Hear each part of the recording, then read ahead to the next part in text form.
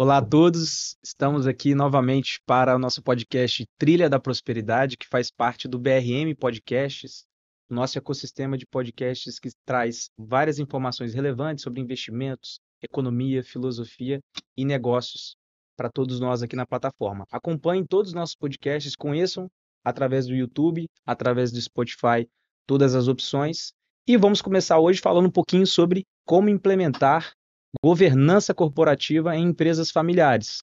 Hoje eu estou aqui com a Lúcia Dalla, nossa distribuidora sênior aqui Olá, da Apex. pessoal, tudo bem? Hoje minha co-host, mas que também é host do podcast You Investor, que Perfeito. nós temos todas as sextas-feiras, certo? Exatamente. Hoje ela está aqui para dividir tanto como co-host, mas também trazer um pouco da sua experiência com estruturação de governança que também acontece na sua empresa familiar. E o nosso convidado, Adriano Salvi, que vai se apresentar, que é o especialista em governança, que hoje vai trazer um pouco da sua experiência para o nosso episódio. Gostaria de começar também agradecendo os nossos patrocinadores, Laboratórios Tomasi, a empresa Friends e Mendonça Machado Advogados, que são os apoiadores, viabilizadores desse podcast, em conjunto com a Apex Partners, que fazem um BRM Podcast ser realidade hoje. Então, para começar o nosso episódio, Salvi, muito obrigado pela presença. Vou começar te entregando uma lembrança. Estive no Pico da Bandeira nesse fim de semana. Sei que é uma região que você, como um bom apreciador de café, gosta bastante. Trouxe um café lá da Forquilha do Rio, um dos grandes produtores familiares lá da região. Você sabe muito bem que eles são bastante premiados. Só uma lembrança aí também para lembrar um pouco do café capixaba, das nossas regiões de montanha. E para ficar uma memória boa aí do nosso episódio. Bom, Matheus, agradeço. Matheus, Lúcia, agradeço pelo convite, né? Um prazer, uma honra estar aqui com vocês. É sempre para mim um prazer falar sobre esse tema, né? E obrigado pelo café, que é uma outra paixão que eu tenho, né? É o café especial, principalmente o café do nosso estado aqui, que é muito bom. E para quem não conhece a região do Caparaó, né? Fica a dica, né?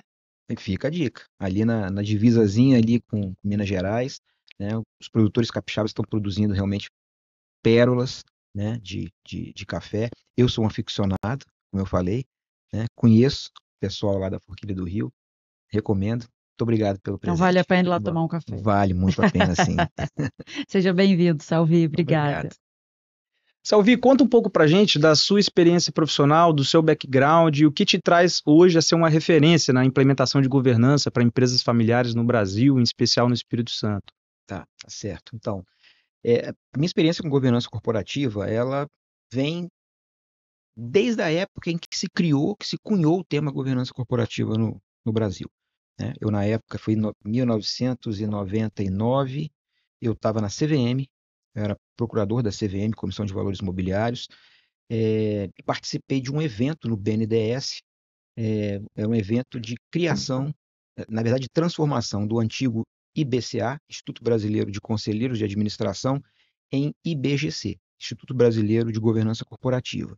Eu participei daquele evento, né, como ouvinte, me encantei pelo tema e nunca mais abandonei. Então, de 99 para cá, né, sempre atuei com governança corporativa, seja no lado do órgão regulador, seja posteriormente como advogado né, no mercado de direito societário e mercado de capitais, seja como executivo de empresas e, nos últimos anos, como um consultor, né, focado em empresas familiares, ajudando empresas familiares, através da governança, atingirem a sua longevidade. Vamos trazer um pouco sobre uma grande dúvida que se há. A governança e a sucessão dentro de uma família, ela é um bom caminho para uma empresa familiar? Ou seja, a pergunta que eu escutei essa pergunta quando eu comecei a fazer faculdade de economia, que nem sempre é bom você fazer uma sucessão familiar, mas quando eu olho para a prática no mercado brasileiro, que é um mercado muito concorrente, muito desafiador, você vê que empresas familiares que conseguem fazer uma sucessão performam melhor do que empresas profissionalizadas, né? Então, parece-me que tem talvez alguma importância, sim, de você buscar fazer a sucessão, se possível, dentro de uma família mais bem feita, né? Antes, eu só queria dar um passo atrás da sua pergunta, Matheus. Qual o percentual, Salvi, se você tiver isso em mente, das empresas familiares que prosperam para segunda ou para terceira geração? Que índice é esse do Brasil que a gente conseguiria mencionar aqui? Ótimo. Tá. Bom, vamos lá. Então, assim, primeiro, sobre performance, né? Eu entendo, e os números dizem isso, que as empresas familiares performam melhor que empresas não familiares. Seja no curto, seja no longo prazo. Elas performam melhor. Principalmente porque tem uma família por trás, né? Uhum. É o olho do dono? Exatamente. É o olho do dono que engorda o gato. Então, você tendo uma família por trás, a família é mais resiliente a crises, ela, né, num momento de uma crise, ela aceita não ter os seus dividendos, reduzir os seus dividendos ou nem receber seus dividendos em prol do negócio. Ela tem um negócio pensando no futuro, pensando em deixar um legado para as próximas gerações, né? E principalmente, ela não está refém do que eu chamo de ditadura de resultados trimestrais, né? De uma empresa não familiar, ela está refém de apresentar resultados trimestrais. Isso faz com que ela tenha um olhar muito curto prazista. Tá? Então, uma empresa familiar, ela já tem um olhar de longo prazo e por isso faz ela ter uma performance melhor. Entretanto, né, entrando na questão da sucessão, sucessão é um dos pontos, um dos grandes pontos de risco para uma empresa familiar, né? Porque é você como garantir que o sucesso de uma geração seja transmitido para a próxima geração. E como garantir que a próxima geração esteja preparada para não só dar continuidade, né, ao negócio, mas fazer com que o negócio dê um novo salto de crescimento, né? Porque acho que a lógica de uma empresa familiar ao longo das gerações é essa, é fazer com que a próxima geração receba algo, né, receba um legado bem estruturado e tenha condições de dar mais um salto de crescimento para deixar algo melhor ainda para outra, para a terceira, para a quarta geração, né? E esse é um ponto de risco para as empresas familiares. E aí, Lúcia, falando da estatística, né? A estatística mostra hoje que cerca de 30% só das empresas familiares sobrevivem à passagem para a segunda geração. Ou seja, É impressionante. não mais do que 30% vão chegar lá na terceira geração. E esse número vai caindo da terceira geração para chegar na quarta, em torno de uns 12%, né? E o índice de empresas que sobrevivem, né, após a passagem para uma quarta geração é 4%. Né? São pouquíssimas empresas que vão sobreviver ao longo da transição, das sucessões para as próximas gerações. Mas talvez a gente já sabe que é difícil empreender no Brasil, já sobreviver enquanto empresa, mas depois que você se consolida, você tem o desafio de passar adiante, né? E aí eu acredito que tem algumas características culturais que atrapalham a sucessão. Muitas vezes os fundadores lá que concentram muito poder não transitam, não preparam seus sucessores, e quando eles falecem, você tem pessoas despreparadas ou que não gostam daquele negócio, não têm a mesma paixão. E aí, obviamente, essa perda dessa conexão vai fazer com que o negócio tenha menos sucesso e talvez até nem persevere, né? Mas a gente também sabe que hoje em dia se tem muito mais acesso à informação, a consultores, a profissionais de mercado, a experiências de outras famílias que fazem com que você tenha um pouco mais de estruturação desse processo de sucessão da gestão, da sucessão familiar. Ou seja, você tem muito mais instrumentos, comprovadamente, que dão certo para você construir esse caminho. Não é simplesmente, entra meu filho aqui na empresa, você é diretor agora, né, e toca para frente. Existe um processo, ou pelo menos existe uma melhor prática, né? Hoje a gente tem mais acesso à informação, a gente provavelmente vai ver mais empresas conseguindo fazer do que antigamente, né? Pelo menos eu tenho essa crença de que hoje as empresas, os empresários têm uma aceitação maior de buscar ajuda de fora, até porque ele está focado no negócio. Mas eu preciso fazer algo que está dentro do negócio, está dentro da realidade da vida da família, mas é um trabalho à parte, né? E como é que você tira a energia de tocar um negócio para ao mesmo tempo preparar um sucessor, para preparar uma governança? Você tem que muitas vezes trazer ajuda externa, né? Exato. Eu acho que hoje a gente tem uma abundância maior de informações, né? Então a gente consegue olhar para vários cases, entender o que deu certo, o que deu errado, né? Como que você deve se estruturar. No passado era diferente, né? O processo era muito mais intuitivo, né? Então aquele fundador, né, que se sente ainda, né, ele não teve atenção ainda para um processo de sucessão, porque ele se sente apto a estar no negócio, né? Na minha prática aqui, eu canso de ouvir fundadores dizendo que vão trabalhar até o último dia de vida, né? Então, o fundador que tem essa visão, né, que está com essa visão, ele não está tão voltado assim para os passos que são necessários para preparar uma sucessão bem-sucedida, né?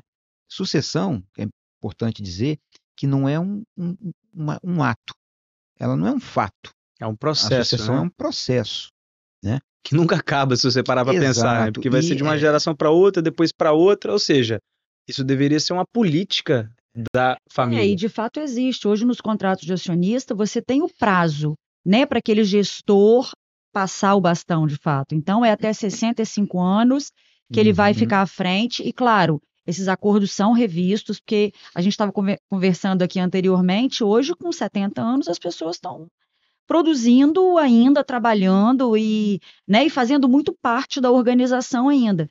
Então, muitas vezes esses contratos são revistos, mas existe sim uma cláusula de idade onde esse gestor deveria sair para que entre um sucessor, até para dar tempo desse sucessor muitas vezes errar, acertar e ter ali o background da gestão para poder complementar ali a sua entrada, né? A gente costuma, na nossa prática, quando a gente, né, elabora acordos de sócios, a gente costuma colocar essa cláusula, né, Uhum. uma cláusula de idade para a pessoa, né, o familiar deixar a gestão da empresa, aí migrar para o conselho, né, mas tem uma idade para deixar a gestão e tem um prazo, a gente costuma colocar uma cláusula com um prazo antes desse momento para início da preparação. Uhum. Tá? Então é um prazo que vai pelo menos 2 anos, mas até uns 5 anos eu acho que seria um prazo interessante. Ou seja, se vai sair com 65, com 60 anos, tem que começar um processo de sucessão, um processo formal, né, com marcos, com KPIs, com acompanhamento do conselho, né? E é um processo que envolve não só o sucessor, mas o sucedido. Então envolve a escolha do sucessor, um processo para a escolha do sucessor dentre os membros familiares ou, se for o caso, profissionais de mercado, né? Um processo de escolha, depois um processo de desenvolvimento desse sucessor e preparo desse sucessor, né, para a passagem de bastão, e também o preparo do sucedido, porque não é porque existe uma cláusula escrita no acordo dizendo que ele tem que sair aos 65 anos que ele deixou de se sentir potente para Exatamente. continuar no negócio. Então, se ele continua com essa sensação de potência, ele vai até os 65 anos e vai encarar aquela cláusula como uma cláusula expulsória, né? É o momento que ele é obrigado a sair. Não, ele precisa se preparar antes. Emocionalmente, profissionalmente, na sua rotina, né? Exato. E a preparação do sucedido, ela é tão metódica quanto a preparação de um sucessor. Não é assim, o sucedido não se aposenta, né? Aquilo não é uma aposentadoria, né? Um fundador de uma empresa, ele não simplesmente se aposenta, né? Ele vai buscar voltar o olhar dele para algo além da empresa, para depois da sucessão. E isso é super importante, né? Não se trata apenas de, olha, a partir do momento da sucessão, eu vou poder ficar em casa, fazer 2 horas de ginástica por dia, caminhar na Isso praia, não se sustenta, ler né? jornal. Não se sustenta. Ele tem que voltar o olhar dele, só vai dar certo se ele voltar o olhar dele para algo é, é, é, assim, tão sedutor quanto a empresa, Que né? pode ser uma mudança de alçada, né? Você está ali como diretor executivo, você pode agora ser um conselheiro. Você continua acompanhando estrategicamente a empresa, você continua acompanhando os resultados, mas você não tem um expediente de 8 às 4 todo santo dia lá na empresa. Você pode participar de agendas quinzenais, mensais. Ou seja, seria interessante, eu sei que no mundo real não existe solução certa nem ideal para todo mundo, mas o mais comum é você, depois que foi executivo ou fundador, você caminha para uma posição mais estratégica, como, por exemplo, de conselheiro, enquanto outra pessoa, que vai ter que dedicar muita energia, muito trabalho, afinal, quem quer assumir diretoria de uma empresa, presidência de uma empresa, uma coisa tem certeza, né? Não é uma rotina simples de trabalho, cabe muita responsabilidade, né? Ou seja, preparo técnico e preparo emocional, né? Mas essa pessoa que já está experiente, que já está com idade mais avançada, né? Ela tem que se preparar para ir para um outro, não necessariamente algo superior, né? Todas as funções são importantes, mas passar para ser um conselheiro, para depois, quem sabe, de fato se aposentar e sair do dia a dia do negócio, é um processo inteligente, né? Uhum. Agora a gente tem que ter cuidado nesse processo, porque assim, é a ordem natural das coisas, né? O fundador, ele deixa a principal liderança da empresa, ele deixa a gestão da empresa e vai para o conselho, vai ser presidente do conselho. Mas um conselho, quando muito, ele se reúne uma vez por mês, né? E a participação dele ali, ela é fundamental realmente, porque ele continua, né, com a experiência dele, dando, né, contribuindo com um olhar estratégico e um olhar de orientação para a diretoria, né, principalmente para o sucessor, né, que está ocupando agora o cargo de CEO. Isso é importante. Mas também é importante que o sucedido tenha um olhar, né, de uma nova perspectiva, não só dentro da empresa, mas uma nova perspectiva para além da empresa. Então, é, ele pode ser um momento dele se envolver mais com uma entidade de classe, pode ser um momento em que ele vai se envolver em negócios sociais, né? Eventualmente até um momento de criar uma nova empresa, Sim, eu ia falar isso. Tem né? muitos casos assim, né? Uma empresa muito menor, claro, que vai demandar muito menos tempo ali dele, afinal de contas, a ideia é que ele vá diminuindo esse ritmo, mas muitos alçam um novo desafio, uma nova empresa, né? Exato, exato. Ser Tem, saudável, né? Emocionalmente exato. falando, né? Você está em outra jornada da sua vida. Você já trabalhou tantas décadas aqui construindo um grande negócio que está passando por uma transição, mas seria interessante você dedicar seu tempo para outras iniciativas para você e eventualmente para o grupo, né? Para o grupo Uhum. familiar, né? Tem um case interessante que lá do Rio Grande do Sul, de uma empresa grande de móveis, né? Essa empresa, ela é bastante grande. Essa empresa, o fundador, né, tendo as regras do acordo de acionistas, ele passou o bastão para a segunda geração, que assumiu, e esse fundador criou um novo negócio, mas ele criou um novo negócio para trazer os netos para junto dele.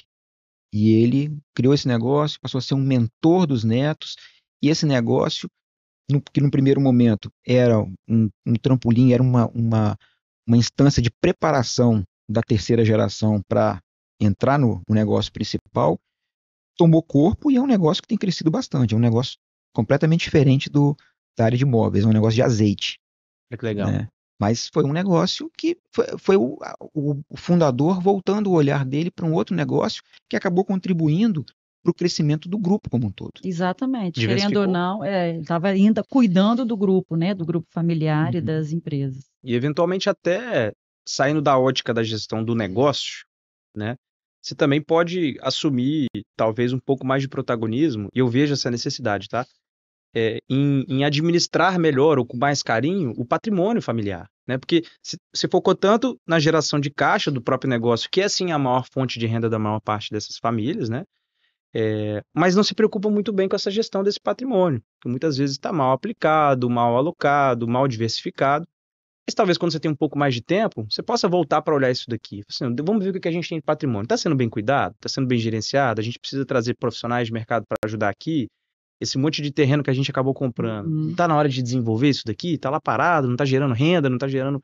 Beleza, está valorizando, mas não está na hora de negociar um loteamento, uma permuta. Ou seja, também há uma importância de alguém, em algum determinado momento, assumir um pouco mais de protagonismo na administração de algo que às vezes fica num segundo plano.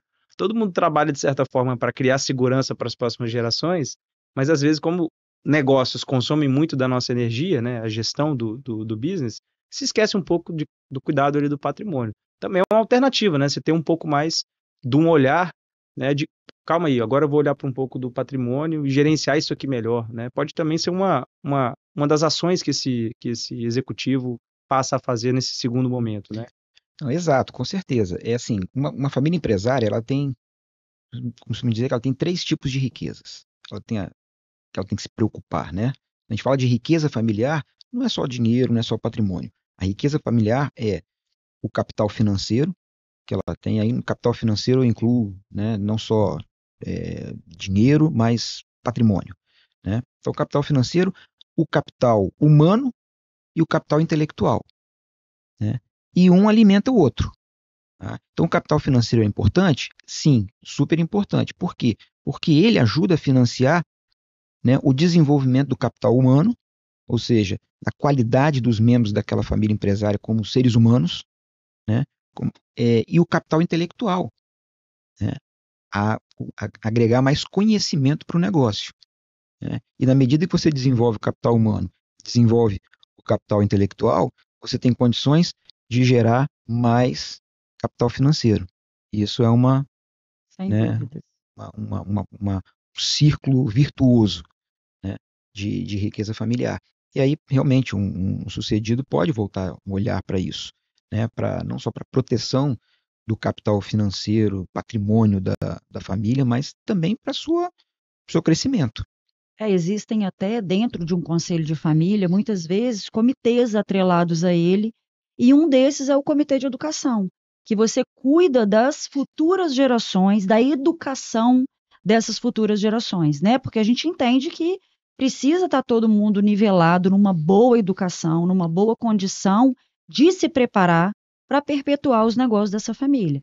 Não só na hora que você se forma numa faculdade, você chegar lá e muitas vezes você não estudou numa escola que vai te proporcionar uma educação de excelência, você não fez um curso fora, você não aprimorou conhecimento que você poderia trazer para dentro da empresa. Então, esse já é um olhar, a gente, lá na nossa sucessão da empresa, a gente já olha para isso com muito cuidado, né? Desse comitê de educação, agora já para a quarta geração, nós estamos indo para a quarta geração já, né? Exato. E assim, o conselho de família que você mencionou, ele é um ponto assim fundamental na governança de uma empresa familiar, né, e muitas vezes é negligenciado, porque quando a gente fala de governança, muitas empresas falam, a governança é ter um conselho consultivo, um conselho de administração, né, e ter um acordo de sócios. Mas às vezes um conselho de família ele também exerce um papel fundamental, né? Por quê? Porque falando de longevidade de uma empresa familiar, né, a gente está falando de uma família ter condições de desenvolver talentos que Uhum. possam dar conta do crescimento e dos desafios futuros da empresa. Né? Então, ter um conselho de família que se preocupe com isso é fundamental, que se preocupe com o desenvolvimento dos talentos da família, e não só desenvolvimento de talentos para serem futuros sucessores, mas o desenvolvimento de futuros acionistas. Né?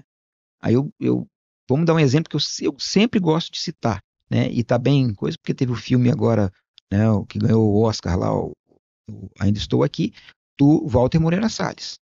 Né? O Walter Moreira Salles, ele é um herdeiro, né, do Uhum. Itaú Unibanco. Ele nunca cogitou e nem cogita, eu acho que fazer carreira ali no banco. Ele é outra seara, né? Mas eu vejo ali, eu tenho certeza de que houve uma preocupação para que ele fosse muito bem sucedido na sua carreira. Então, de alguma forma, tem ali a mão da família? Tem. Né? Então, isso é o conselho de família, quando é o órgão ideal para olhar para isso. Né? E aí ele pode olhar para desenvolvimento dos familiares, ele pode olhar para comunicação entre os familiares e a empresa, comunicação mais fluida, ele pode olhar para proteção, para administração do patrimônio da família. Né? Tem N vertentes que um conselho de família pode olhar com carinho. Você trouxe um exemplo agora que eu acho que é a dor de muitos empresários e empresárias. Nem toda família empresária, ela necessariamente vai ter uma sucessão familiar. Ou porque não tiveram filhos, ou porque tiveram filhos, porém os filhos ou os seus cônjuges, eventualmente, não têm interesse de estar no negócio porque tem outras perspectivas profissionais que muitas vezes a pessoa tem um talento. Você acabou de dar um exemplo, né, de um profissional que ele tinha um talento, ele tinha algo que ele gostava de fazer, não era algo que seria interessante para o negócio, mas ele seguiu uma carreira de sucesso, enfim. A gente tem muitas famílias que ou não têm sucessão familiar, ou têm filhos, porém esses filhos declaradamente, dá um exemplo, né, que a gente costuma dizer, tem um filho lá, você é empresário, juntou um dinheiro, conseguiu botar seu filho numa faculdade de medicina, como é muito comum aqui no Brasil, né? Aquele seu filho, se gostou da medicina, vai se especializar, vai seguir uma carreira como médico, e que demanda dedicação, e dificilmente vai ter tempo para acompanhar esse negócio. Mas esse filho, ele é herdeiro. Ele vai receber essa sucessão patrimonial, a não ser que o patriarca venda o negócio. E a herança vai ser recursos, né? E não o negócio em si, o CNPJ. Então, há muitas famílias que não têm essa questão de sucessão e esse empresário fica na dúvida: o que que eu faço, né? Existem várias soluções. E eu queria que você abordasse um pouco dessas soluções. É possível você criar uma sucessão profissionalizada? É possível você preparar pelo menos o seu filho herdeiro para que seja um bom acionista e que no futuro, pelo menos saiba acompanhar o negócio, cobrar resultado dos executivos? Quais são essas soluções que uma família que não tem sucessão e não tem essa perspectiva pode fazer para se organizar? Então, aí, Matheus, a governança corporativa ela vai ter um papel fundamental nesse aspecto, porque não há garantias de que a família tenha talentos suficientes e os talentos necessários para os desafios da empresa. Não há essa garantia. Como você falou, você pode ter uma família em que todos os herdeiros sigam carreiras diferentes. Carreira na medicina, veterinária, né, cinema, né? Então, não há essa garantia. Embora, claro que num processo de desenvolvimento você tente, né, desde a tenra idade, você tente influenciar de alguma forma, que é fazer com que, né, os herdeiros ainda pequenos tenham contato com a empresa, criem um vínculo Exato. afetivo com a empresa, porque aquele é o primeiro passo para ele poder ter um olhar desejoso, né, para a empresa. Mas não há uma garantia de que você vai ter herdeiros preparados. E aí a governança corporativa ela tem um papel fundamental, porque, ora, se eu não tenho sucessor na empresa, o caminho é eu vender a empresa? Não, não é só esse caminho.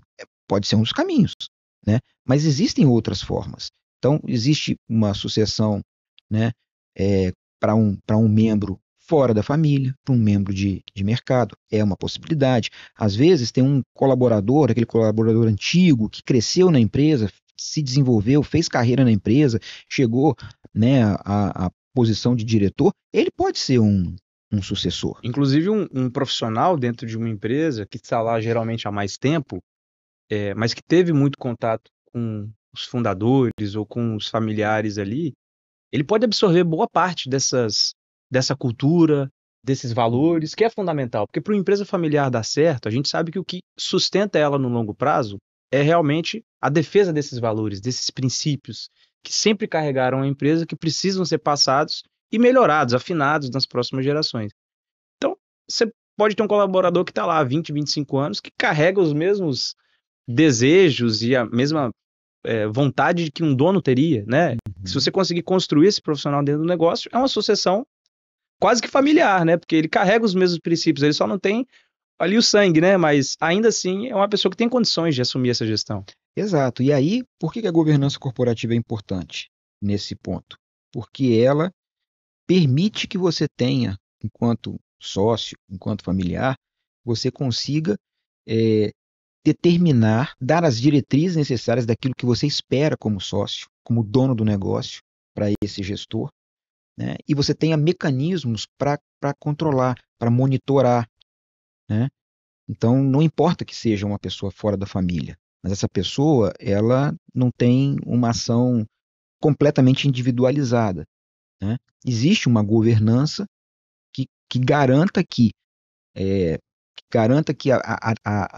os interesses dos donos sejam traduzidos numa estratégia de negócios e essa estratégia seja bem transmitida para o gestor, para esse gestor não familiar, né, que ele tenha condições de executar com o acompanhamento dessa estrutura de governança. Pode ser um conselho de administração, por exemplo. E você deu o exemplo de que é importante treinar um herdeiro para ser um acionista, ou seja, é sócio, porém não gestor. Ou seja, não estou dentro do negócio administrando, mas como sócio, tenho obviamente interesses. Como é que é o ciclo de treinamento de um acionista bem-sucedido? Quanto tempo demora? Quais são os instrumentos que podem ser usados? Que tipo de empresa pode ajudar uma família a fazer isso? Tá, isso é super importante, porque o acionista ele não nasce sabendo. ser acionista. Né? O familiar não sabe, não nasce sabendo ser acionista. Então ele tem que ser desenvolvido para isso. Né? E é o primeiro desenvolvimento de um familiar. Antes de se pensar em sucessão na gestão, tem que se pensar nesse familiar enquanto futuro acionista. Porque, afinal de contas, todos vão ser acionistas. Exato. Né? Mesmo que está na gestão, o que não está, então ser acionista, você saber ler relatórios, você saber entender os números dessa empresa, talvez seja algo de muita importância. Né? A gente sempre fala da sucessão operacional, mas você ter todo mundo ali na mesma página sobre os números e saber ser acionista da empresa é muito importante. Saber Até pra separar evitar também, né? conflitos. Saber separar. Sou executivo, tenho um salário, tenho um cargo horário, Isso. tenho resultados para entregar. Sou acionista, Mais né? nesse Tenho ponto. ações, né? Sou parte do prejuízo ou do lucro, né? E tenho que, eventualmente, enquanto acionista, tomar algumas decisões, né? Preparar, enfim. Então, são perspectivas diferentes, se mistura muito no caso de quem toca o negócio e fundou, mas nas próximas gerações isso vai mudando, né? Exato, e assim, o acionista, ele tem uma função primordial. O sócio, o dono do negócio, ele tem uma função primordial, embora ele não se miscua na gestão. Mas é dele que vêm as principais diretrizes do negócio. Então, o que um sócio tem que ser capaz de dizer? Ele tem que ser capaz de dizer qual é o retorno do capital que ele espera, porque o dono de uma empresa é o investidor numa empresa. Né? É o capital dele que está ali. Então, ele tem que ser capaz de, diante da realidade, diante dos cenários, né, que se impõem, ele tem que ter condições de dizer qual é o retorno sobre esse capital que ele espera. Ele tem que ter condições de dizer quais são os limites de risco que eu aceito correr para que tenha esse retorno do capital. Né? E ele tem que ter condições de tomar uma decisão sobre o que fazer com o lucro do negócio. Porque o lucro do negócio, o lucro líquido do negócio é do sócio. E é ele que determina, em última instância, o que fazer. Se vai reinvestir no próprio negócio, se vai Exato. resgatar para fazer outros investimentos. Exato. Se ele quiser botar isso tudo no bolso, é uma decisão dele. Exato. Agora ele tem que ter um mínimo de preparo para tomar uma decisão dessa. E o que é um ponto interessante também é quanto que cada sócio precisa para ele viver, quanto que ele precisa usar desse capital líquido dessa empresa para ele sobreviver ao longo dos meses na vida dele. Então, isso também muito bem definido, porque eu vejo assim, Salvi, a gente passa por gerações, né, dentro da empresa e eu já ouvi aí ao longo do tempo que esse sócio que não tem muito interesse, então deixa ele em casa, ele fica recebendo os dividendos e está tudo bem. Hoje já não é mais assim. Um sócio acionista que não participa, às vezes ele dá mais trabalho. Um sócio acionista que não entende do negócio e que só quer receber os dividendos sem nem entender como é que vai ser um reinvestimento desses valores, ele é mais trabalhoso, é mais difícil lidar com ele do que alguém que está preparado. E para preparar tem que ser desde mais novo, né? Você vai construindo essa preparação aí desses jovens herdeiros acionistas. Porque quando a gente fala de distribuição de lucro, de dividendo, a gente tem que levar em conta um binômio aí de necessidade e possibilidade. Né? Então, o sócio tem que entender, né? Porque se ele não tiver preparado, não participar de absolutamente nada na empresa, não conhecer a empresa, não entender o que se passa na empresa, a cabeça dele está voltada para a necessidade, que é a necessidade familiar dele, necessidade de bem-estar, né? de educação para os filhos, de ter o padrão de vida. Né? Então, se ele não entender quais são as possibilidades, ele vai vir com o chapéu da necessidade e muitas vezes a necessidade a empresa não tem, ou não tem condições, né, de suprir, ou ela poderia, né, naquele momento, reinvestir uma parte desse lucro ao invés de distribuir, e isso traria mais prosperidade, que é prosperidade para o patrimônio dele próprio. Então, preparar um herdeiro para ter esse entendimento é fundamental. E aí tem várias vertentes. Ele tem que se preparar, ele tem que saber minimamente ler demonstrações financeiras, para entender, olhar para uma demonstração financeira e entender o que aquilo ali está dizendo. Né? Ele precisa entender a dinâmica do negócio em que ele está. Cíclico, né? Se é um negócio que fatura mais em épocas que o dólar está de certa forma, né? Ou negócios que são cíclicos pela natureza de uma commodity, que faz parte ali dos custos. Se você não Exato, entender o mínimo, que não é tão complexo, né? Entender mais ou menos a estrutura do negócio. Mas você precisa entender, até para poder acompanhar de maneira inteligente e às vezes dar direcionamentos, né? exato. E entender a dinâmica do mercado, entender como esse negócio faz dinheiro, né?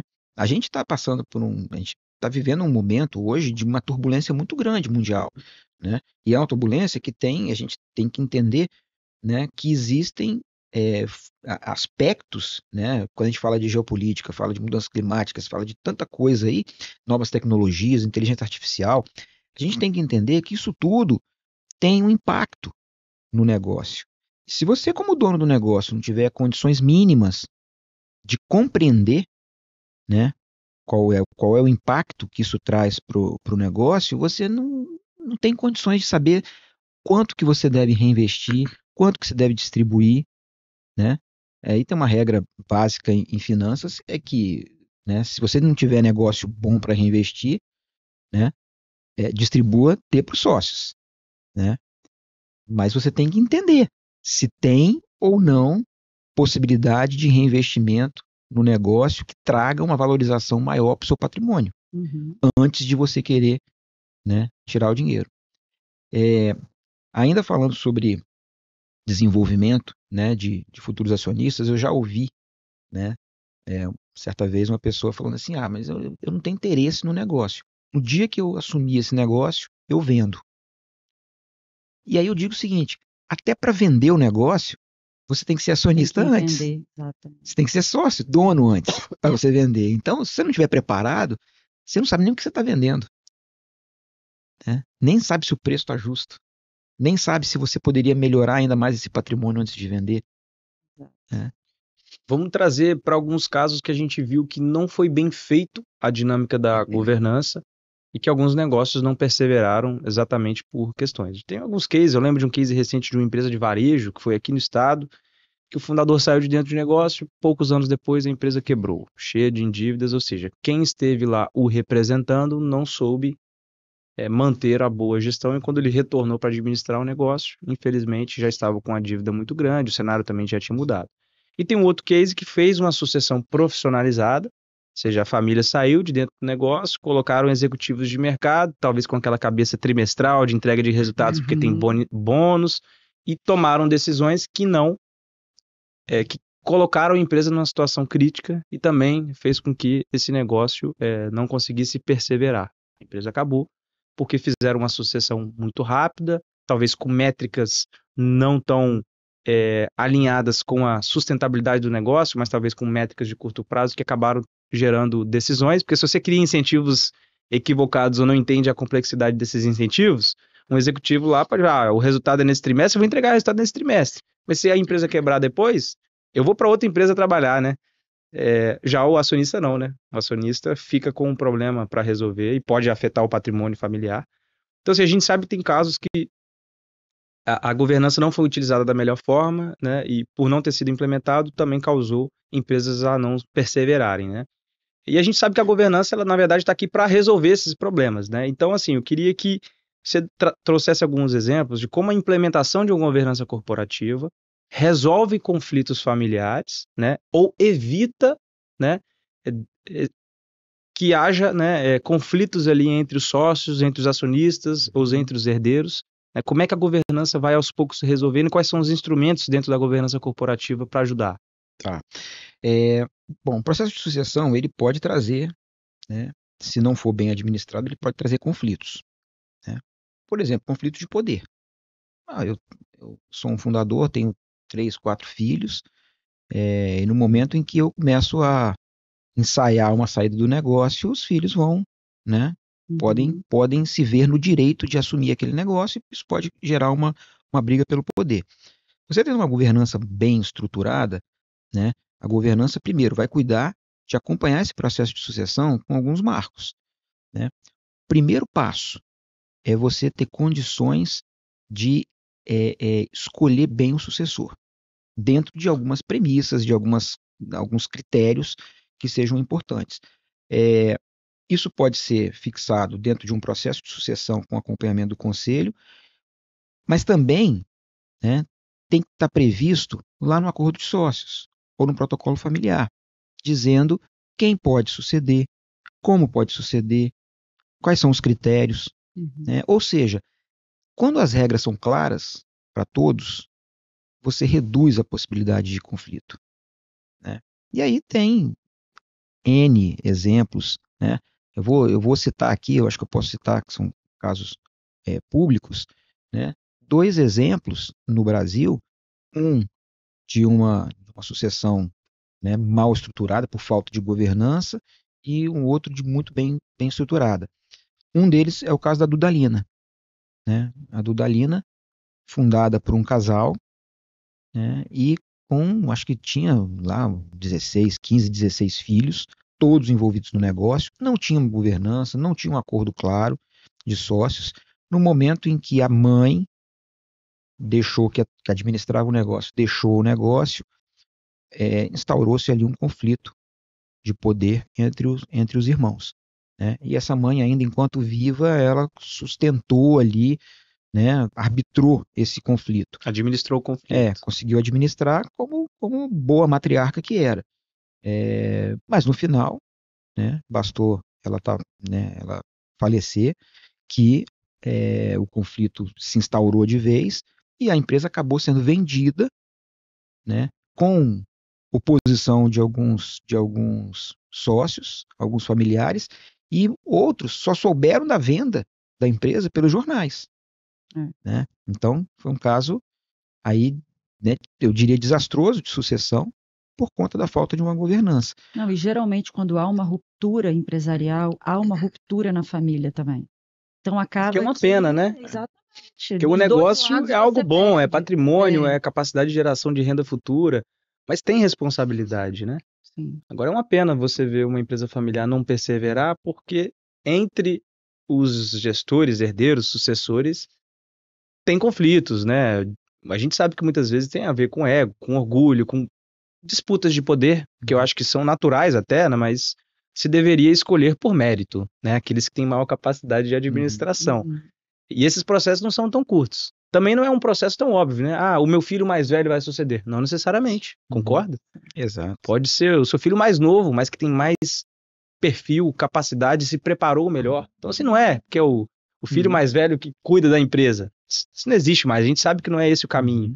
O caminho é você ter regras claras para que se estabeleça quais são as condições para que eles subam, né, em escada de poder, em escada de decisão, né, e também se acompanha esse processo através de treinamentos para que aquele que tenha, a gente está falando da sucessão como se fosse de um presidente de uma empresa, mas a gente sabe que tem várias pessoas da família que podem fazer parte da sucessão, né, mas em qualquer negócio ou qualquer comando, igual no exército, geralmente você tem um presidente, você tem um diretor executivo, que é quem dá a última palavra. E faz sentido ter, né? Porque as coisas na gestão de uma empresa, às vezes precisa de uma última palavra, às vezes precisa de alguém que, de fato, encara uma decisão. Mas não precisa ser o filho mais velho. Pode ser o filho do meio, pode ser o filho mais novo, contanto que ele tenha tido por mérito e através de um processo, inclusive os próprios irmãos ali, ou familiares, primos e tal, vão reconhecer naquela figura daquela liderança. Não, realmente, aquele ali já está há 10, 15 anos na empresa, ele entrega resultado, ele é um bom gestor, é melhor ele ser o diretor do que eu, porque ele faz isso melhor. Ou mesmo não familiar. Ou mesmo não familiar. Que aí a gente tem um caso, né, clássico no Brasil, assim, de uma sucessão bem, né, muito bem feita, muito bem elaborada, que é o caso da WEG.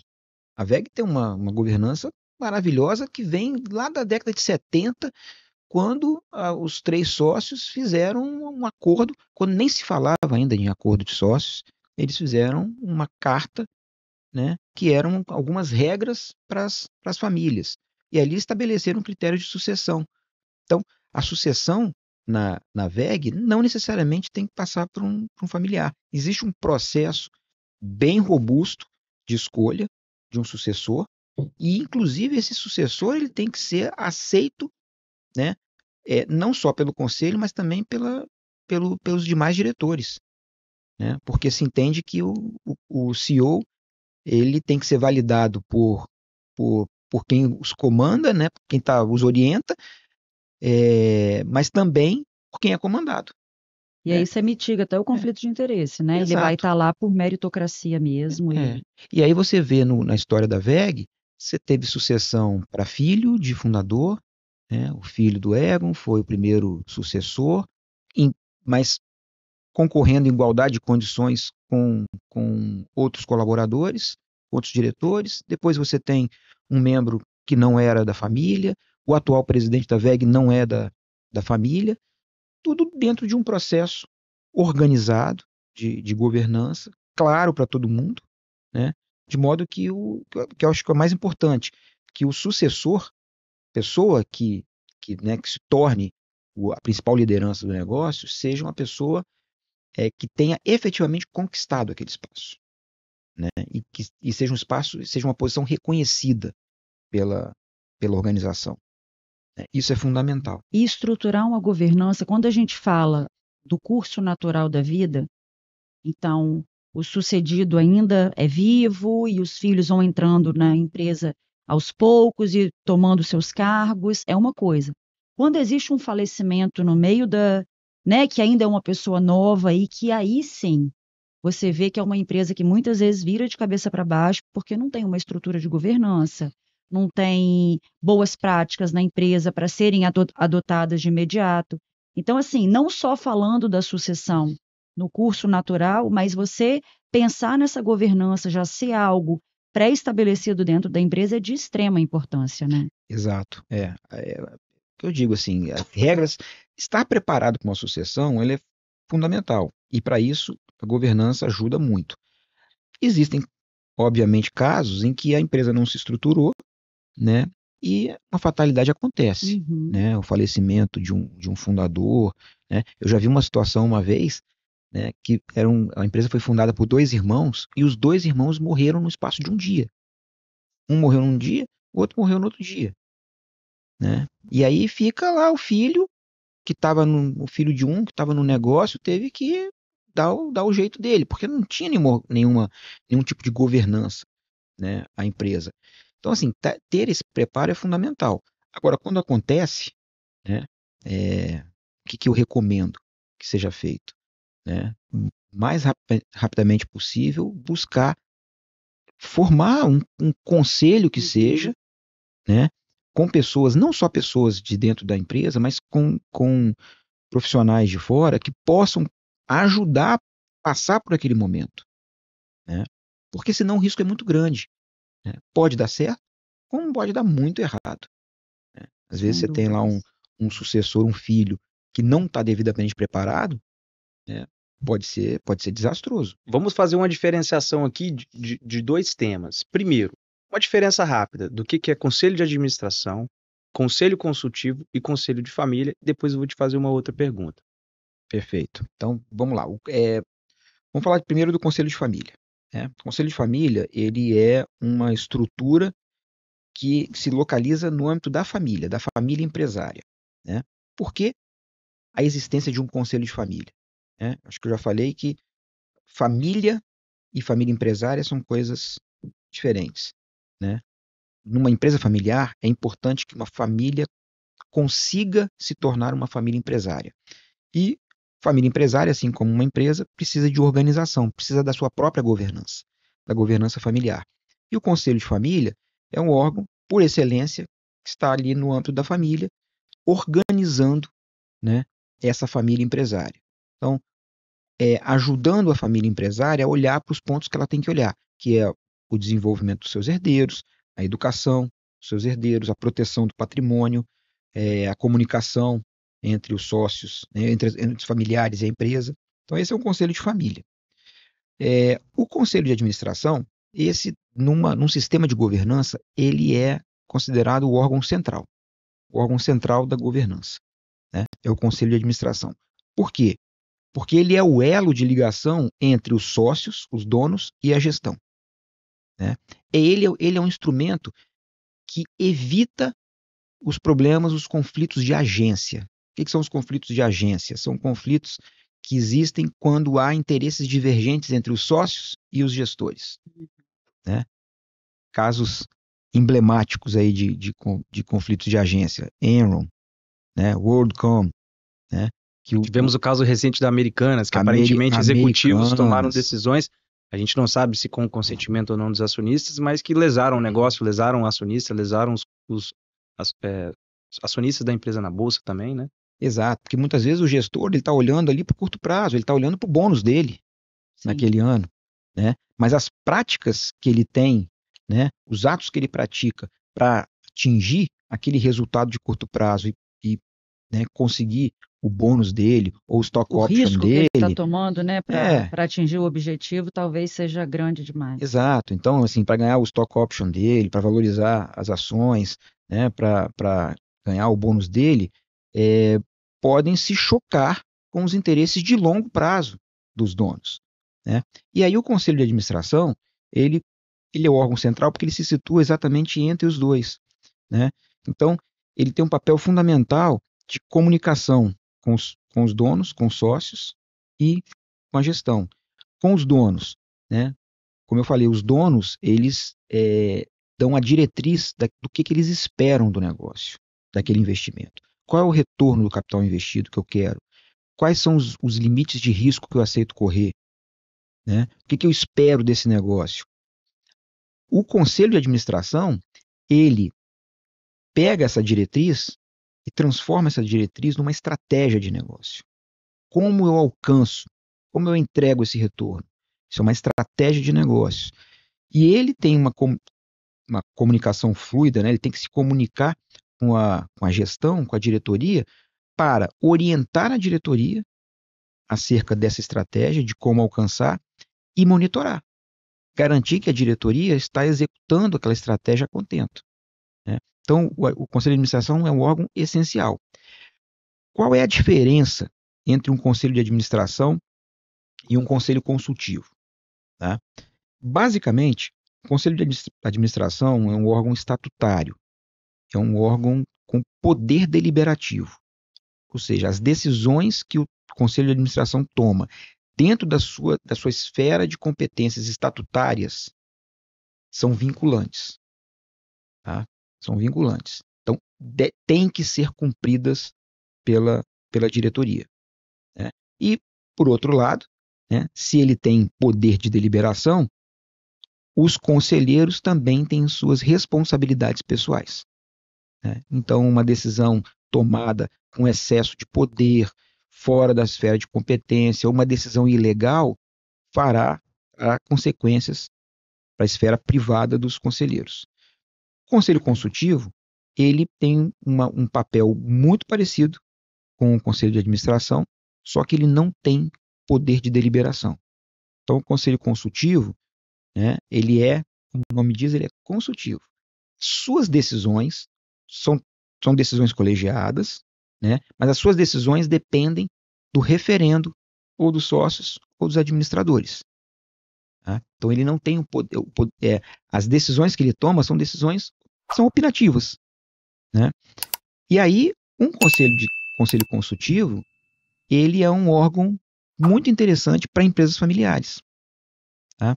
Porque quando se fala em estruturar a governança numa empresa familiar, um dos obstáculos que a gente encontra normalmente é o familiar ou o fundador ter medo da perda de poder. Porque ele fala assim, olha, eu sempre tomei as decisões todas sozinho. E agora vai ter um colegiado, várias pessoas de dentro da empresa, pessoas da família, conselheiros independentes, tomando decisão, né? Ele tem medo da perda, né? A tomada de decisões fica muito difusa, né? E aí você tem um conselho consultivo ajuda nesse sentido. Porque fala assim, não, a decisão continua concentrada naquele familiar. Pode-se dizer que um Né? caminho é, talvez, para algumas empresas familiares, começar por um conselho consultivo e depois evoluir para um conselho de administração, que tem poder de decisão, que tem votação sobre algumas pautas específicas. Por muito tempo, assim, a gente falava assim, olha, o conselho consultivo é uma ponte, né? Você estrutura um conselho consultivo, a empresa aprende, né, a operar nessa nova governança e até o momento que ela se sente mais confortável para migrar para um conselho de administração. Só que a estrutura de conselho consultivo, acho que ela funciona tão bem, muitas vezes, que muitas empresas não fazem uma migração para um conselho de administração. Elas continuam com o conselho consultivo, tudo bem, é perfeito, né? Em alguns casos, essa migração vai ser obrigatória, né? Se a empresa se tornar uma companhia aberta, por exemplo, aí a lei exige que ela tenha um conselho de administração.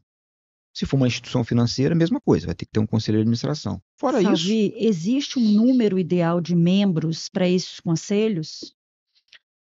então, isso é uma discussão interessante. Tem empresas que têm 11, 12, 13 conselheiros, né? Tem empresas que têm um número muito mais enxuto, conheço empresas que têm 3 conselheiros, Uhum. né? Eu, particularmente, diria que um número assim, ideal, mas aí a minha visão, é algo entre 5 e 7 conselheiros. Tá? Por que isso?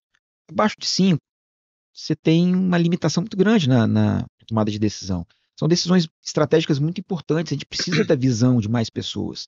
Né? Então, 3 pessoas, você tem muito pouca gente ali para, né, tomar decisão. Então, 5 seria, eu acho que um mínimo. E 7, que eu acho que acima de 7, a reunião começa a virar uma assembleia. Né? Aí é muita gente opinando e você pode ter dificuldade de chegar a uma decisão importante para a empresa. Então, eu particularmente acho que 5 a 7 membros, número ideal. E dentro de um conselho, a gente sabe que trazer conhecimento, capacidade técnica de fora do negócio agrega. Tanto que todas as empresas de capital aberto, grandes empresas, SAs, costumam ter conselheiros externos e conselheiros independentes. Queria que você explicasse um pouco qual a diferença de um membro conselheiro, né, externo e um conselheiro independente. Ok, assim, a gente tem 3 categorias de conselheiros. Conselheiro interno, externo e independente. Genericamente se fala, quando se quer contratar um independente, fala assim, vou contratar um conselheiro externo. Existe uma diferença. Tá? O interno é aquele conselheiro que é familiar ou é um diretor. Né? Então é uma pessoa de dentro da empresa ou de dentro da família. Isso é um conselheiro interno. O conselheiro externo é aquele que não é nem familiar, nem colaborador da empresa, mas ele não é de todo independente. Terceirizado, talvez. É um consultor já Sim. de longa data, né? Eu vejo muito assim, quando a gente estrutura conselhos, né, o fundador fala assim, eu vou chamar o advogado, o nosso advogado aqui. Exatamente. Esse advogado, nada contra ele estar no conselho, mas ele não é um conselheiro independente, ele é um conselheiro externo. Tá? Já o conselheiro independente é aquele que não tem nenhum vínculo, nem com a família, nem com a empresa. E é vantajoso ter conselheiros independentes, pelo menos um, né, conselheiro independente, quando você está começando uma governança.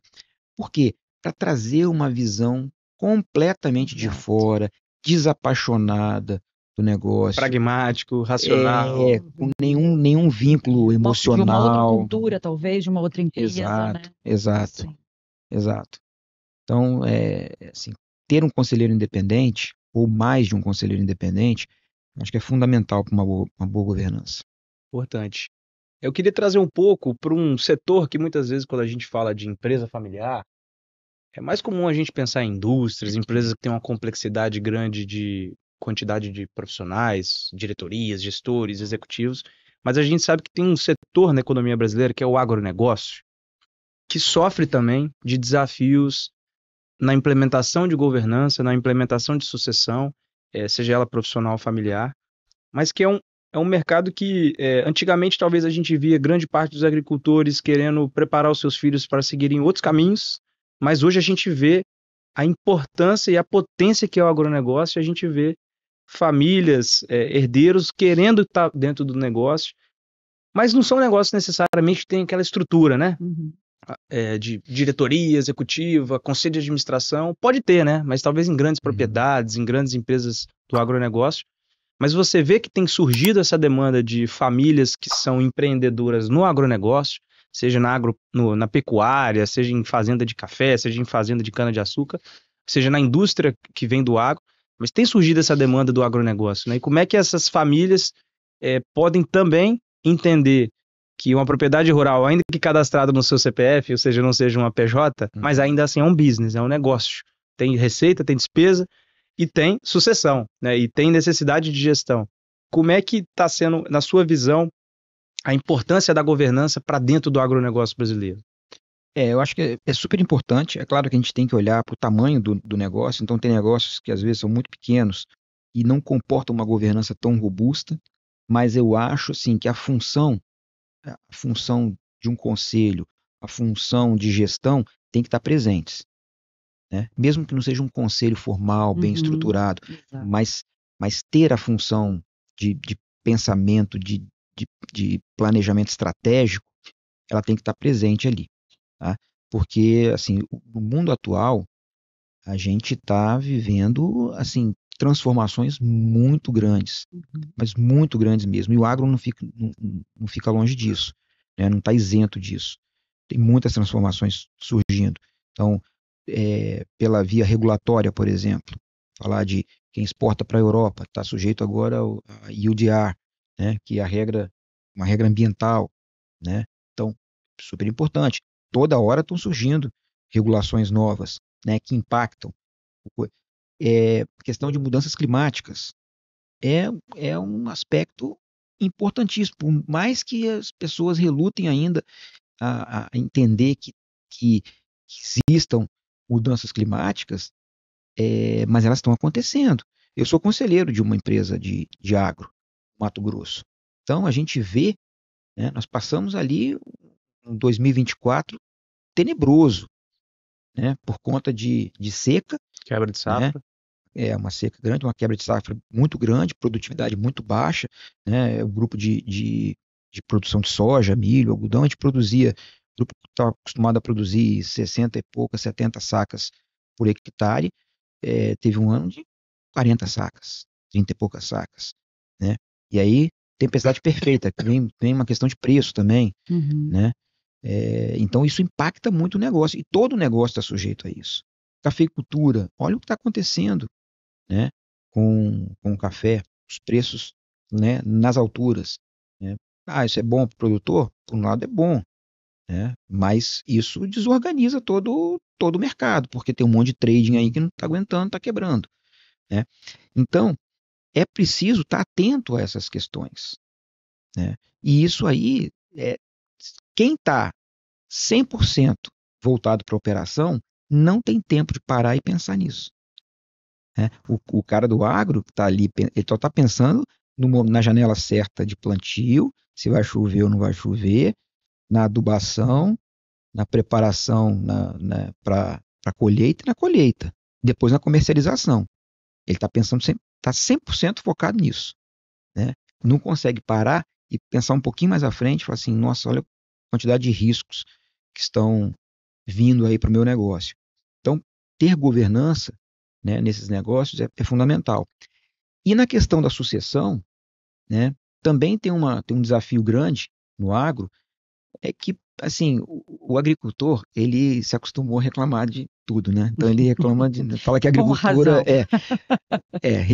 a vida inteira reclamando. E É, assim, e aí tem uma coisa assim, quando você reclama demais do seu negócio, né, você começa a afastar seus filhos do negócio, sim. né? Então, quantos casos a gente tinha aí no passado, né, dos filhos falarem assim, não, eu não quero ficar aqui na fazenda, eu quero ir para a Uhum. capital, né? Eu quero seguir outra carreira. Sim. Então, os filhos vão se afastando. E agora trazer de volta, né, não é fácil, né? Até porque o filho vem com um olhar mais dinâmico, mais moderno, que às vezes não é o mesmo olhar do pai. Mas não só no agro, né, Adriano? Isso acontece em muitas empresas familiares que vai para o mercado, trabalha e depois não volta. E aí você começa a recrutar os herdeiros, os acionistas de volta, né? Quem poderia estar ali ocupando algum cargo de gestão e a pessoa acabou que já trilhou o caminho dela, enfim, e acaba não Uhum. voltando para dentro do negócio. Mas você deu várias dicas importantíssimas sobre estruturação de governança. Mas a gente queria que você falasse um pouquinho alguns erros na implementação dessa governança. O que que você poderia dar de dicas para a gente, para que isso não aconteça para quem está nos ouvindo e que está planejando implementar uma governança aí nos seus negócios? Tá, joia. Tem vários erros que acontecem, né? O primeiro deles, estruturar um conselho como uma ferramenta de marketing, né? Então, todo mundo fala de governança, né? Tá falando de governança, então tem empresários que vêm e falam assim, não, eu vou estruturar a governança na minha empresa. Mas quando você vai ali investigar mais a fundo, você conversa com ele, né? Tem uma escuta ali né, da demanda dele, você vê o sentido, mas ele está querendo, ele tá na cabeça dele, governança não está ali para atender efetivamente uma necessidade que ele tenha, estratégica do negócio, né? Ele está olhando para a governança para dizer para o mercado que ele tem, Uhum. né? Então isso aí é um erro, né, gravíssimo. Tá? Por quê? Porque você estrutura um conselho, normalmente vai colocar lá gente do seu círculo no conselho e fica um conselho para inglês ver, Uhum. né? Um conselho que não tem efetividade. Aí eu digo assim, gente, você tá pagando caro para um marketing aí, né? Porque não precisava. Você edita as regras e você aprova, né? É, Mais ou menos exato. Aí vai isso. ser aquele conselho passivo, que está ali É. só referendando as decisões que ele já tomou. Então, Uhum. eu acho que isso é um erro bem, bem grave. É, outro erro que eu vejo é quando se fala em construção de um acordo de sócios, né? De você pegar um modelo. Ah, eu vou pegar um modelo de uma empresa e vou trazer para dentro, copio, vou ajustar. Não é assim. Eu acho que quando você elabora um acordo de sócios ou um protocolo familiar, você tem que discutir muito cada tema. Tem que pegar cada tópico daqueles que está tratado no documento, trazer para a mesa de discussão, debater bastante, colocar vários pontos de vista. Tem vários pontos de desconforto, às vezes, na família. Você tem que esclarecer aquilo, discutir aquilo a fundo, até chegar numa decisão, numa regra que seja palatável para todos na empresa, ou todos na família, né? Então, é um erro grande também, né, que eu vejo acontecer muito por Sim, aí. Deixa eu pegar, é um fill in the blanks. Eu vou pegar um modelo de acordo e vou só copiar. copiar e preencher as lacunas aí com as regras aqui da minha E é empresa. um exercício importante, apesar de que às vezes incômodo. Por exemplo, decidir qual que é a regra caso algum sócio queira vender. Não que algum sócio queira vender, Uhum. ou que precise vender, mas é bom deixar essa regra clara. Porque caso algum dia se chegue nessa situação, a regra já foi definida lá atrás, não há como alterá-la, né? Então, há uma necessidade de tocar em alguns assuntos exatamente para o prol de momentos de desafios, como o momento de falecimento de um sócio, de uma doença grave, né, de uma crise econômica que leve a empresa a ter que tomar decisões financeiras mais restritivas, impacte os acionistas. Mas se Uhum. tem essas regras claras, nesses momentos de crise, você já sabe o caminho a tomar. Você não precisa ali sentar, você já está no momento que você precisa tomar decisão rápido. Se você tem regras claras, te ajuda a simplificar, evitar conflitos futuros, mas também equacionar algumas questões familiares, né? Quem é acionista, quem pode entrar na empresa com quais regras, né? Dos herdeiros, o que acontece em casos de divórcio, de separação familiar, né? Quais são as regras de entrada de novas pessoas do núcleo familiar. Definindo as regras, as coisas funcionam bem. Igual no matrimônio, né? Quando você tem as coisas bem definidas entre o casal, se costuma ter um maior alinhamento. Agora, quando se nunca debate as regras e vai tocando com esses conflitos, chega uma hora que esse conflito é tão grande que talvez a sua Uhum. resolução seja tão conflituosa, né, que você não consiga resolvê-lo, chegar num acordo. Então é melhor você chegar nesse acordo antes, ainda que você não precisa regrar tudo, né? Você pode talvez definir algumas regras para já Uhum. tocar. E depois, ao longo do tempo, você vai definindo outras, e Sim, vai ajustando isso aquele aí. acordo de sócios, vai ajustando aquela estrutura de governança ao longo do tempo, né? E eu queria trazer uma perspectiva. é, no mercado financeiro, se fala muito sobre ESG, né, que são pautas importantes em todo o mundo corporativo mundial, em especial quando se fala de empresas de capital aberto. E a última letra do ESG é governança, né? Se governança é importante para você precificar melhor uma empresa, para você gerar credibilidade desse negócio, e para você administrar melhor esse negócio, tá na cara que governança é algo que de fato toda empresa deveria se debruçar. Não para inglês ver, mas de fato, que Uhum. agrega valor. Você vale mais quando você tem uma governança de fato executando. E aí eu queria trazer um outro ponto. Alguns empresários recentemente me sondaram para perguntar, Matheus, se eu quiser receber o aporte de um fundo de investimento, se eu quiser trazer um sócio estratégico para o meu negócio, é necessário ter governança? Né? Queria ouvir a sua resposta. Uhum. Eu vou dizer assim, não é uma questão de necessidade, mas é uma questão até de preço, eu diria. Porque quando você vende algo, né, você está vendendo uma parcela da sua empresa, né, para um investidor, você está contando uma história para ele. Você conta uma história do que é a sua empresa. E ele vai precificar de acordo com a confiança que ele tem de que a sua história é verdadeira, né? Então, se você não tem governança estruturada, né, eu diria o seguinte: olha, eu vou investir nessa empresa, mas eu vou dar um desconto nesse preço. Sua empresa vale menos. Porque eu não sei se vale isso que você está dizendo que vale, né? Então, eu naturalmente vou dar um desconto, né? Porque você está me mostrando aqui uma demonstração financeira bonita, mas demonstração financeira eu sei que pode ser manipulada, né? Então, você tem uma auditoria séria que auditou esses números para me dizer que isso que você está me mostrando, esse valuation que você me mostrou aqui, ele para de pé realmente, porque teve uma auditoria, né, nesses números. As decisões que você toma, que você está me dizendo, quando você me apresenta um valuation, você está me dizendo que você vai ter uma geração de fluxo de caixa futuro, né? Qual é a garantia que eu tenho de que você está tomando boas decisões estratégicas que garantam essa geração de caixa futuro?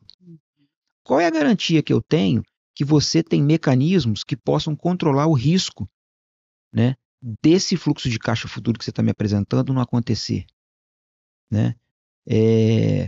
A taxa de desconto desse fluxo, né? Qual é o nível de confiança que eu tenho para que essa taxa de desconto seja a que você está me apresentando e não uma taxa maior, né? Então, eu diria que não ter governança, né, num momento como esse é necessário? Não necessariamente, né? Mas tenha certeza de que haverá um impacto no preço. Interessante. Agora eu queria trazer uma pergunta para a Lúcia. Você talvez tentasse resumir como é que está sendo a experiência de você acompanhar a estruturação cada vez mais, que já acontece há um bom tempo na empresa familiar, e você tem achado que isso é fundamental para gerar essa coesão, para preparar as pessoas? Como é que está sendo essa experiência para vocês? Então, acho que a gente falou um pouquinho de tudo aqui, do que a gente vive lá na sucessão da Cediza. E nós já temos 2, 3 sucessores que já estão no negócio. E eu acho que o grande desafio agora é ascender esses sucessores para uma posição de diretoria, o que eu acho que é normal dentro de uma empresa familiar. São pessoas de 34 anos, então eles estão mesmo no caminho, trilhando o caminho certo para chegar numa posição dessa. Mas o que eu vejo muito na nossa particularidade, porque você trouxe isso muito bem, cada case é um case, né? Não existe uma receita pronta para uma sucessão familiar, é que nós somos muito unidos e a gente fala muito a mesma língua. Todos nós queremos que isso aconteça da melhor maneira. Então, assim, é preparando os potenciais sucessores, talvez trazendo de volta algumas pessoas que poderiam contribuir para a empresa, né? Isso também é um movimento que a Cediza tem tentado fazer, pessoas que têm algum potencial de colaborar com esse desenvolvimento e essa prosperidade dos negócios da família, e não só com a Cediza, né? Os negócios em geral. Então, a gente já fez sucessão no agro, que a gente acabou de falar, fizemos uma sucessão muito bem feita, agora estamos fazendo da Cediza, mas eu acho que sempre fomos uma união. A nossa família sempre falou a mesma língua. Claro que tem divergência, não existe isso, né? De não ter, mas é sempre pontual e sempre tratada. E temos uma assessoria, né, que a UTZ assessora a gente também nesse movimento e tem sido, assim, muito enriquecedor, até para mitigar conflitos, até para trazer as melhores informações de como fazer. Então, eu diria que para nós está sendo ainda um processo. Você trouxe no começo da conversa, às vezes demora uma década, não é nada que em 2 anos você faz uma sucessão, em 3 anos, não é dessa forma. Mas eu acredito, a minha visão é que está sendo uma sucessão saudável, que as coisas vão acontecer da melhor maneira. E vocês buscaram profissionais externos à empresa para ajudar a estruturação. Exatamente. Isso foi fundamental também. Isso, e a segunda geração toda no conselho. A primeira geração, meu avô ainda é vivo, né? O tio Cláudio já faleceu, mas o vovô ainda é vivo, mesmo que não atuante mais.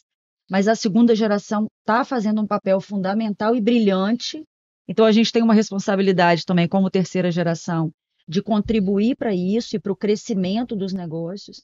Então, acho que a gente está num caminho bacana aí né, de chegar lá, essa tal sucessão. Maravilha, Salvi, gostaria de agradecer sua presença, falando um pouco de governança hoje, de como implementar isso em algumas empresas. Tenho certeza que há várias empresas familiares que ficam com essa dúvida, se eu preciso ser grande para poder implementar, se eu posso ser ainda uma empresa, entre aspas, menor e ter um conselho, como é que funciona o conselho, mas existem profissionais de mercado como você que têm essa experiência, que já passaram por N casos, que podem ajudar essas famílias. Exato, bom, agradeço mais uma vez aqui o convite, né, para falar de governança. Eu acho que é um tema super importante, né, da gente falar. É, cada vez mais as empresas precisam disso. Eu tenho alertado muito, né, que o ambiente de negócio está mudando muito. O mundo, acho que depois de tudo que a gente está vivendo aí, que a gente tem visto, né, essas confusões geopolíticas, né, e guerras comerciais, eu acho que nós vamos emergir num novo mundo, né, numa nova era do capitalismo. Então, as empresas têm que se preparar para isso, né, e governança é fundamental, né, fundamental para isso. E a gente segue aqui, né, a nossa missão, né, já de contribuir, principalmente com as empresas familiares, né. A gente tem convicção de que a governança é super importante, né, como um elemento fundamental, né, para as empresas familiares alcançarem a longevidade, e é a nossa missão. A nossa missão é contribuir cada vez mais, né, principalmente para as empresas capixabas, né.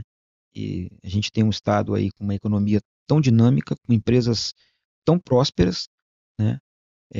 Eu acho que a contribuição que a gente pode dar para a economia do nosso estado, né, assim como do Brasil também, é contribuir para que a gente tenha empresas familiares cada vez mais longevas. Tá? Excelente.